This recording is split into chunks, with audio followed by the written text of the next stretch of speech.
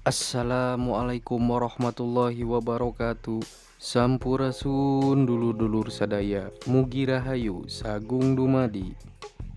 Alhamdulillah, hari ini saya akan bersilaturahmi mengunjungi Taman Makam Pahlawan Nasional Utama Kalibata atau TMPN Utama Kalibata, yang tepatnya berlokasi di Jalan Raya Kalibata nomor 14 RT 14 RW 001 Kecamatan Pancoran, Kota Jakarta Selatan, Daerah Khusus Ibu Kota Jakarta. Taman Makam Pahlawan Nasional Utama Kalibata identik dengan tempat peristirahatan terakhir orang-orang yang telah berjasa terhadap bangsa Indonesia. Seperti yang diketahui, pada dasarnya tidak semua orang bisa dimakamkan di tempat makam pahlawan. Lantas siapa yang berhak dimakamkan di Taman Makam Pahlawan? Taman Makam Pahlawan sendiri merupakan area pemakaman para pahlawan ataupun tokoh-tokoh nasional Indonesia. Tokoh-tokoh tersebut diantaranya yaitu deretan pejabat negara seperti presiden, wakil presiden, menteri, hingga anggota militer. Sebenarnya tidak hanya para pahlawan nasional saja yang bisa dikebumikan di pemakaman ini. Akan tetapi, tetap saja tidak semua orang berhak dimakamkan di area Taman Makam Pahlawan. Adapun fungsi Taman Makam Pahlawan yaitu sebagai wujud penghargaan terhadap jasa para pahlawan dan juga orang-orang yang telah berjasa terhadap bangsa dan negara Indonesia. Lebih dari 7.000 orang korban militer dan veteran dari Perang Kemerdekaan Indonesia dimakamkan di sini.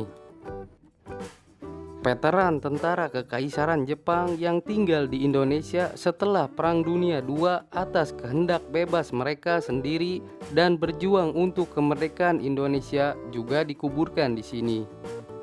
Hubungannya dengan Jepang. TMPN Kalibata selain banyak diziarahi anggota keluarga para pahlawan dan masyarakat Indonesia, juga banyak diziarahi oleh masyarakat Jepang. Dalam Perang Kemerdekaan Indonesia, sukarelawan Jepang yang tinggal untuk berjuang melawan tentara blok sekutu dan tentara kerajaan Belanda berjumlah hingga 3.000 orang. 1.000 orang diantaranya meninggal, 1.000 orang kembali ke Jepang setelah kemerdekaan, dan 1.000 orang dinaturalisasi menjadi warga negara Indonesia. Perdana Menteri Jepang Junichiro Koizumi pernah berziarah di TMPN Kalibata tanggal 13 Januari 2002 untuk memberikan penghormatan pada para tentara Kekaisaran Jepang yang dikuburkan di TMPN Kalibata.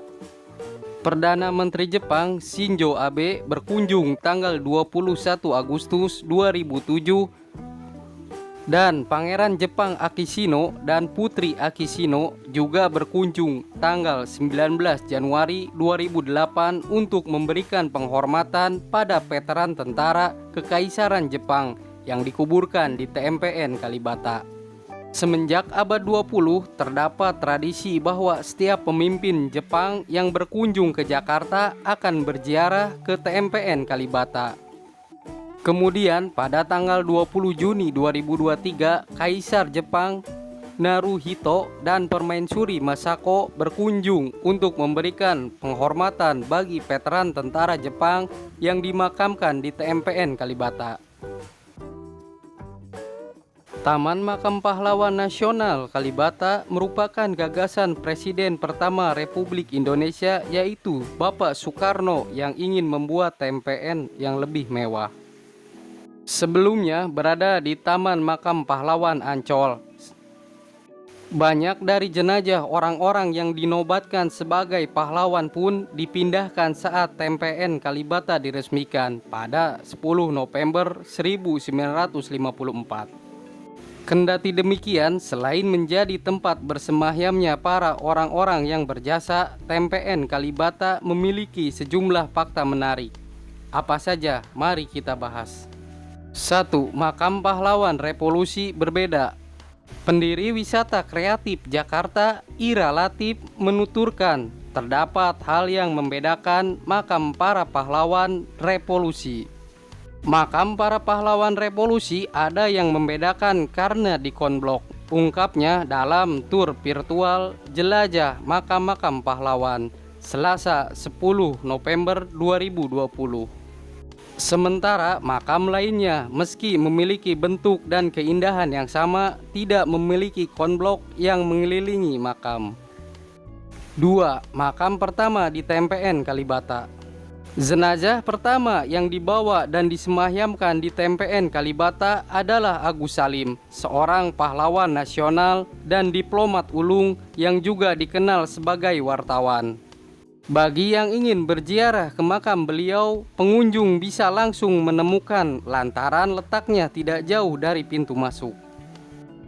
3. Tembok nama berisi informasi singkat. Di dalam sebuah bangunan terdapat sebuah dinding yang memiliki banyak keterangan tentang para pahlawan yang gugur dalam perjuangan. Mulai dari pahlawan nasional yang berjasa saat awal-awal kemerdekaan hingga pahlawan revolusi, seluruh profil singkat yang menceritakan kehidupan tertera pada dinding tersebut. 4. Ada lampu di dalam helm. Saat berkunjung ke TMPN Kalibata, para pengunjung akan disuguhi pemandangan helm yang ada di atas setiap makam. 5. Bagian dari protokol kunjungan tamu kenegaraan. Sebagai tempat terakhir kehidupan para pahlawan, TMPN Kalibata termasuk dalam protokol kunjungan tamu kenegaraan. Sebagai contoh, jika ada presiden dari negara lain tiba di Indonesia, hal pertama yang wajib mereka lakukan sebelum bertamu dengan presiden adalah berkunjung ke TMPN Kalibata.